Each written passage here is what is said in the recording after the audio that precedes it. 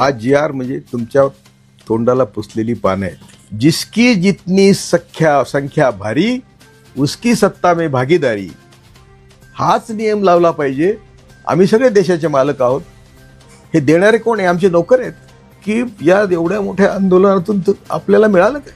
जरांगे पाटलांचा बिचाराचा त्याग मोठा आहे, पण त्यांना आम्ही रडून सांगितलं होतं फोन करून की तुम्ही हे बरोबर करत नाही, मराठ्यांचं अतोनात नुकसान होणार आहे, तुझ्या पण तब्येतीचं नुकसान होणार आहे. या जी आरचा सगळा मजकूर जर बघितला तर तुम्हाला तलाट्यापासून ग्रामपंचायत अधिकारी, कृषी सहाय्यक अधिकारी, ज्यांची तुम्हाला तोंड बघायला नको त्या सगळ्यांकडे जावं लागणार आहे. आणि याच्यातून शेवटी कोर्ट आहे. हे जे तुम्हाला कबूल केलंय आज, हे कुठल्याही कायदेशीर कसोटीवर बसणारं नाही. आणि त्यामुळं हा जी आर बघून मी तर हतबल झालो.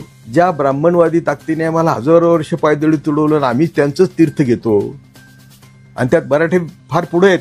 कुठला स्वर्ग, कुठला नरक, कुठले 33 कोटी देव, कायम तुम्हाला काल्पनिक जगात ठेवून तुम्हाला मूर्ख बनवण्याचं काम ज्यांनी हजारो वर्ष केलं, जी आर काढून त्यांनी हेच काम केलेलं आहे. कायदेशीर आरक्षण जर द्यायचं असेल तर ते केंद्र आणि राज्य मिळूनच देऊ शकतं. दोन्हींचे पॉवर असे आहेत की ते एकमेकाला सोडून होऊ शकत नाही.